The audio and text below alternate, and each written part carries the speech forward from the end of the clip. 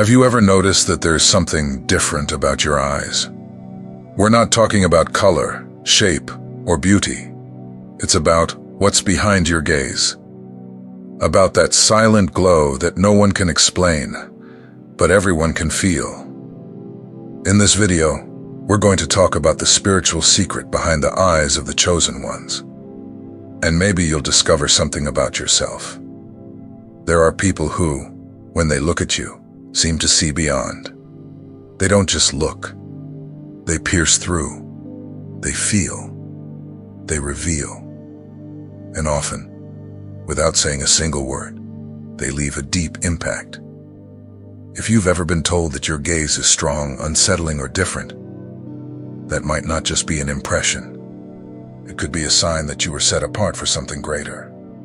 This video is for those who have always felt a little out of the ordinary, for those who carry a sensitivity that others don't understand, for those who notice what no one says. We're going to explore the 7 spiritual dimensions that make the eyes of the chosen ones so striking, so rare, and so powerful. You'll understand why some people draw near and others pull away. So, if at any point in your life you felt different, misunderstood, or spiritually sensitive, stay with me until the end. What you'll discover today may change the way you see yourself and the way you see the world around you.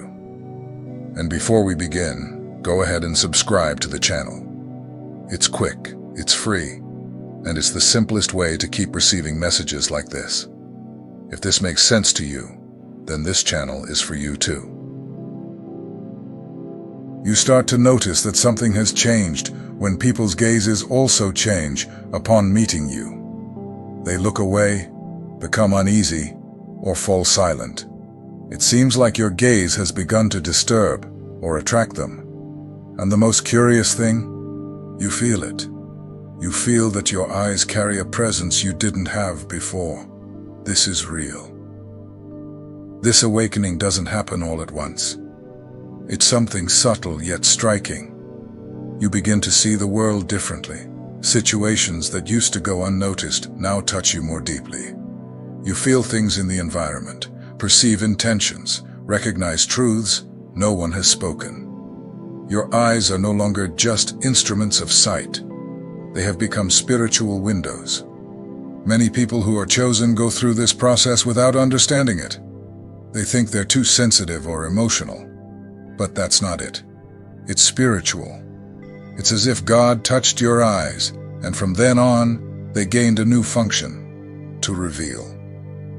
The eyes of a chosen one reveal what is hidden, both in others and within oneself. And this revelation isn't always comfortable.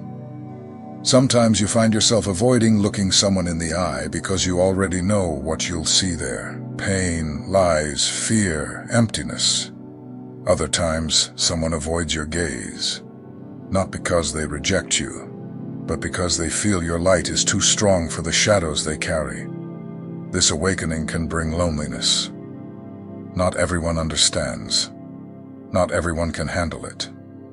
And many around you will pull away, not out of malice, but for protection. They feel that your eyes are revealing more than they are ready to face.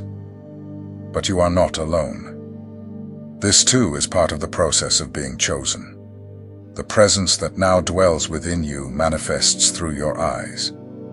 Without effort, without intention. It's something that flows naturally, and the closer you come to the source, the clearer your gaze becomes, firmer, more penetrating. It's not a gift for judging, it's a tool for transformation, and it begins with your own life.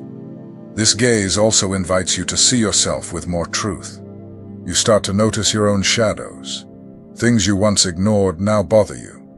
You can no longer hide from yourself, because the chosen one, before looking at the world, must first be confronted with their own truth. The awakening of the uncommon gaze is not just any gift, it's a seal, a calling, and that calling begins in silence within you. Gradually you understand your eyes have been activated for something greater, and the way you see and are seen will never be the same again. The gaze of a chosen one does not see only what's in front.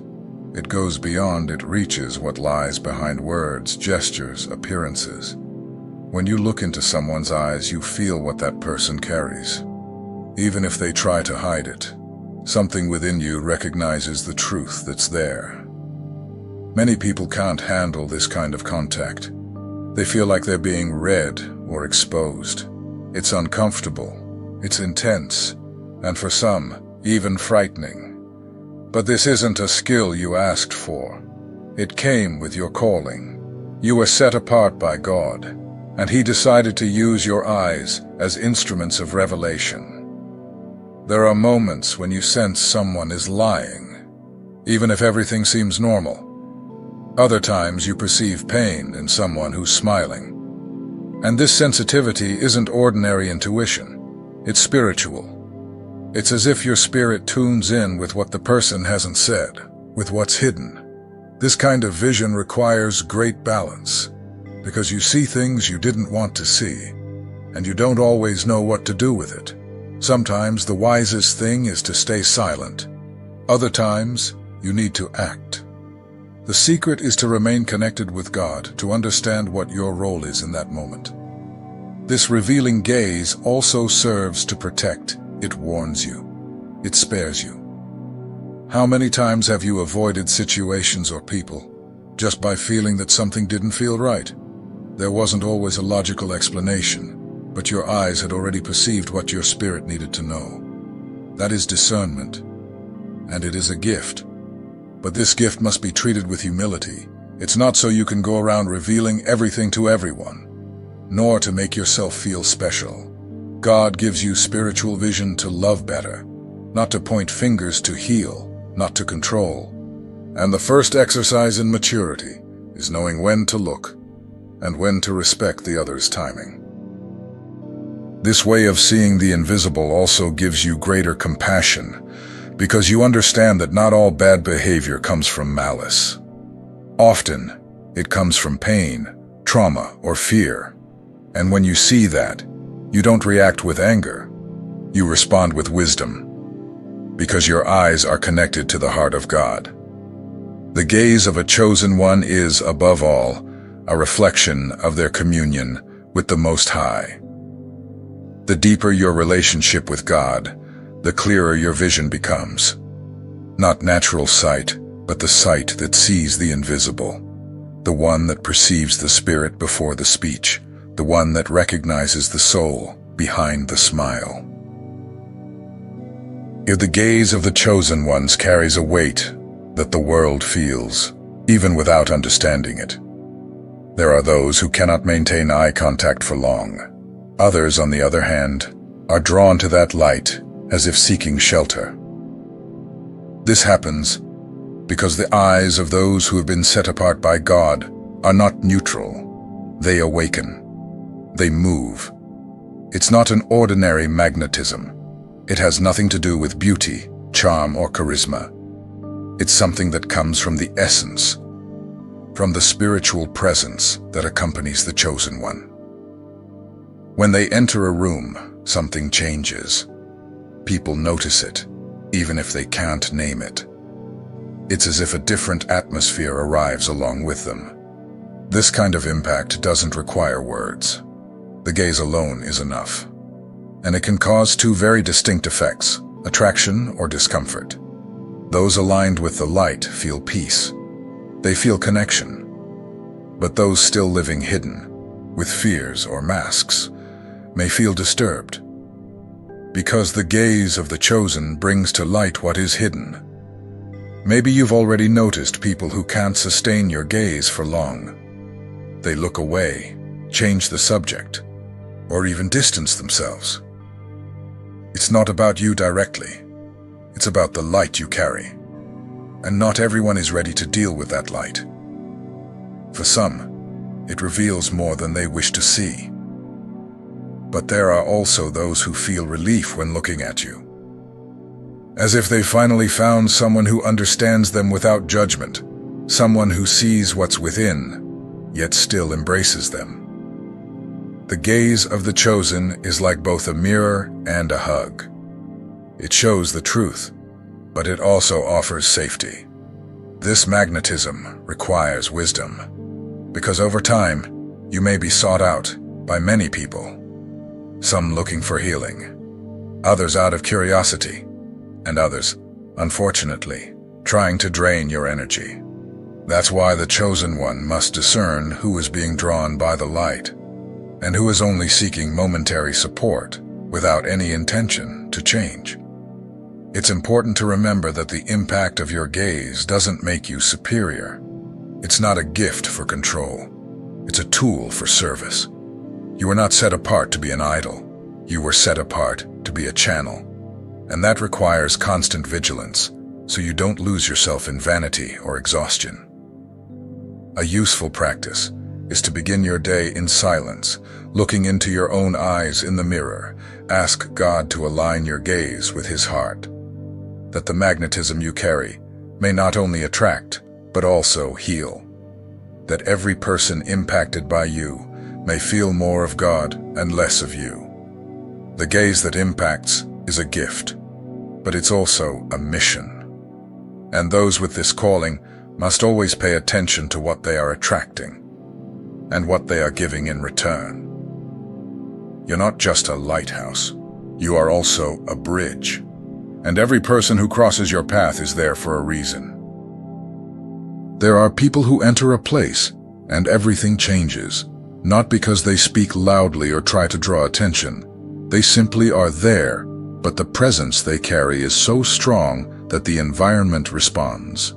And one of the most silent and powerful forms of that influence is the gaze. The gaze of the chosen transforms. There's no need for great speeches. Sometimes just the simple act of looking at someone with sincerity changes everything. The person who is about to explode calms down. The one who felt invisible feels seen. The one drowning in sadness feels hope. The gaze of the chosen is a channel for spiritual realignment in the environment. This happens because that gaze carries the presence of God. It doesn't merely see, it communicates. It sends peace, transmits balance, brings light. And even without knowing what's happening, those nearby can sense that something is different. It's as if chaos slows down, as if the soul takes a deep breath for the first time. You don't need to fully understand how it works, but you do need to be aware that it does. And for that reason, you must cultivate an inner posture aligned with heaven, because your gaze can be an answer for someone who prayed for help. It can be the sign someone silently begged for. The chosen one doesn't enter places only with the body. They enter with a mission, with a ready spirit, with eyes that carry peace. And that peace changes what's around them, not because it forces anything, but because it's genuine. And truth has the power to reposition everything that's out of alignment. In moments of tension, conflict, or fear, your gaze can be the balancing point. It can be the silent reminder that God is still present, that life still has direction, that there is refuge. And the most beautiful part, often, people won't remember what you said, but they will remember how you looked at them. You can train this kind of presence. It begins within you, not through effort, but through surrender. The more you turn to God, the more your eyes become a reflection of His presence, not to impress others, but to touch the hearts He places in your path. This doesn't mean being perfect. It means being available. The gaze that transforms doesn't come from those who know everything, but from those who empty themselves to be used, from those who, even tired, choose to look with compassion, from those who, even wounded, decide to be a bridge for healing. Because the gaze of a chosen one doesn't come from strength, it comes from communion. And when you understand this, everything changes. You begin to enter places with purpose, with discernment, with lightness, and above all, with the certainty that even in silence, your eyes can be used by God to transform any environment. The eyes of a chosen one are not just instruments of perception. They are channels. Channels through which the presence of God flows and manifests in the physical world. It's not something you control. It's something you carry. The more intimate your communion with God is, the stronger the reflection of His light will be in your gaze. People will come close to you and not know how to explain why. They'll say they feel peace, trust, or even the urge to cry just by looking into your eyes. This has nothing to do with you directly. It has to do with who is within you. God, in His infinite wisdom, chooses to use human eyes to manifest spiritual realities. The world is starved for true gazes. In a time when everything is distraction and appearance, the chosen one becomes a living sign. Their eyes speak what words cannot reach. They carry a piece of heaven, even when the surroundings are full of pain, lies, and confusion. But pay attention. This requires surrender. The gaze that carries God's presence doesn't sustain itself. It needs connection. It needs prayer, silence, consecration. It's like a clean window. The cleaner it is, the more the light passes through. But if you let yourself become contaminated, your vision grows blurry and the channel closes. You've probably noticed that when you are distant from God, even your gaze changes. It loses steadiness, peace, and lightness. Not because God abandons you, but because you drift away. And one of the first signs of that distance is when your gaze no longer transmits what once came naturally from you. This channel-like gaze must be cared for diligently. That means avoiding contamination, toxic content, empty words, unnecessary judgments. All of these can dim the light you carry. Not because God stops loving you, but because you stop reflecting what He wants to show through you. A good practice is to begin and end your day with a simple prayer. Lord, let my eyes reveal your presence today. It doesn't need to be elaborate. It just needs to be sincere. That's enough to remind you daily of the power and responsibility you carry in your gaze. There are people around you waiting for an encounter with God. And it might be that the first contact they have with heaven will be through your eyes. A gaze that doesn't judge, doesn't demand, doesn't manipulate. A gaze that simply is. That carries peace effortlessly. That transmits love without noise. The eyes of a chosen one are like mirrors of eternity. They show that something greater exists, something deeper, something that cannot be bought or imitated. They reveal the real presence of a God who still chooses to dwell in ordinary people to accomplish extraordinary things. Healing doesn't always begin with words. Often it begins with a gaze that truly sees. A gaze that goes beyond what a person shows and reaches what they hide. The chosen one has this ability. They see pain, sadness, exhaustion, and still offer a gaze of acceptance, not judgment. How many times have you felt the urge to hug someone just from what you saw in their eyes? Or sensed the weight someone was carrying even when they were smiling? That's more than empathy. It's a gift. It's spiritual sensitivity, and when used with love, that gift becomes living healing, manifested through your gaze. The world is full of wounded people, and most of those wounds aren't physical, they're emotional, they're spiritual. And they don't ask for help with words, they cry out through their eyes. The chosen one learns to hear those silent cries, learns to respond with presence, with calm, with a steady yet compassionate gaze. Sometimes healing doesn't come from what you say, but from how you look. When you look at someone and silently convey, "I see you, I recognize you, I'm not running from your pain," that person feels relief, feels hope. And it may be that in that simple moment, their process of restoration begins. But not everyone will accept this healing gaze. Some people will avoid it, they'll run from it. because not everyone is ready to be truly seen. Some wounds are buried so deeply that the simple act of being noticed can cause discomfort. And that's okay. The chosen one also learns to respect others' timing. Using this healing gaze requires balance, because you can end up absorbing too much pain if you don't know how to handle it. That's why every chosen one needs a routine of spiritual replenishment. You must pour into God what you've gathered from the world.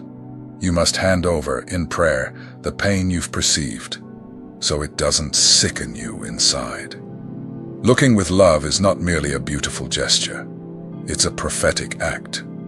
It's saying with your eyes, you are not alone. God still cares. It's offering presence where there was only loneliness. It's lifting those who were already giving up. And all of this can happen in silence, with sincerity, with a true gaze.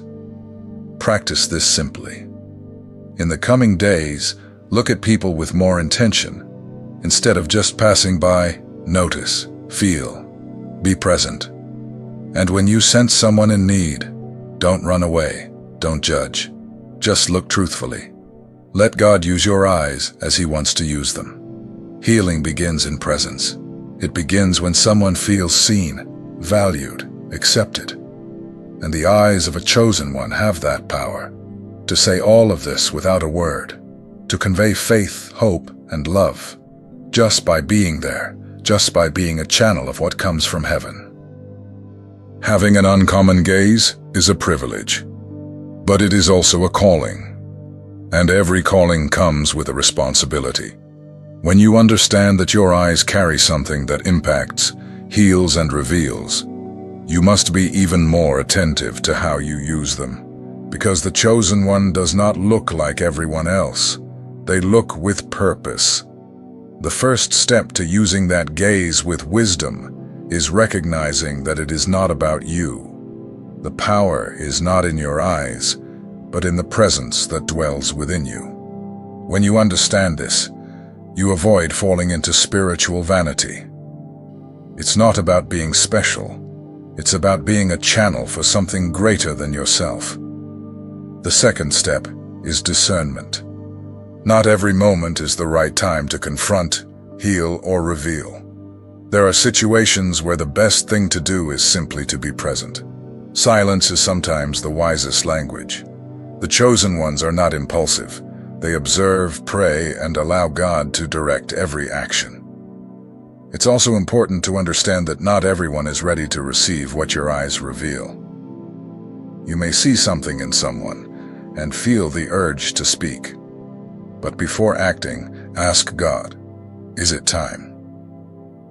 Because sometimes the role of the chosen is simply to plant a seed, not to force transformation. The gaze of the chosen must be firm, yet compassionate, truthful, yet full of love. There's no point in seeing someone's pain and using it for judgment. The gaze is not a weapon, it's a bridge. You are called to build up, not to expose. And that requires self-control, empathy, and most of all, spiritual sensitivity.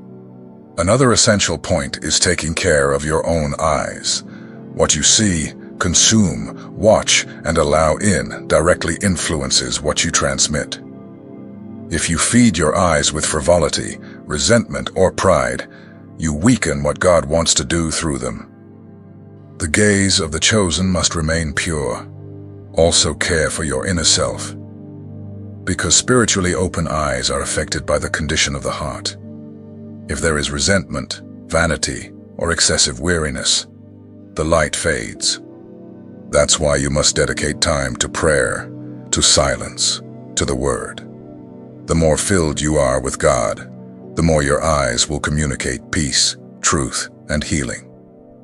Many chosen ones don't realize they've been called because they wait for something grand, visible, or extraordinary. But sometimes it all begins with a gaze, a simple gesture that changes someone's day or their life. Never underestimate what God can do through your gaze in an ordinary moment. Practice daily surrender. Wake up and say, God, today I want to be used. Let my eyes see what you want to show, and let them transmit what you want to release. This simple prayer, made sincerely, can completely change the way you move through the world. And always remember, the gaze of a chosen one does not draw attention to itself. It points to heaven. It brings calm because it carries the peace that comes from God. It exhorts because it carries the truth that sets free. It attracts because it carries the love that transforms. You were not chosen to be a star. You were chosen to be light. So use your eyes with reverence, with humility, with intention. Every person who crosses your path might be needing exactly that. A gaze that reminds them they are still seen, loved, and recognized by God.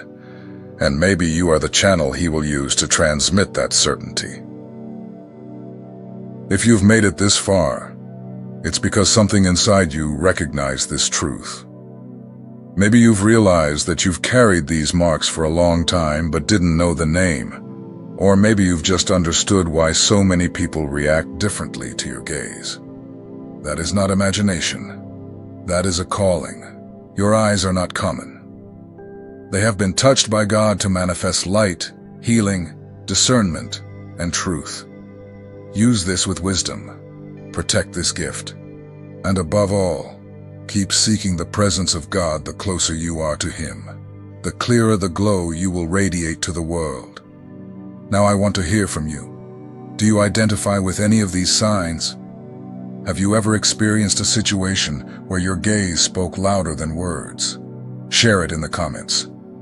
Your testimony might strengthen someone else who is also awakening to this calling. And if this message spoke to you, leave your like and subscribe to the channel. The journey of the chosen ones is unique, and we are walking it together. See you in the next video. With love and faith, George.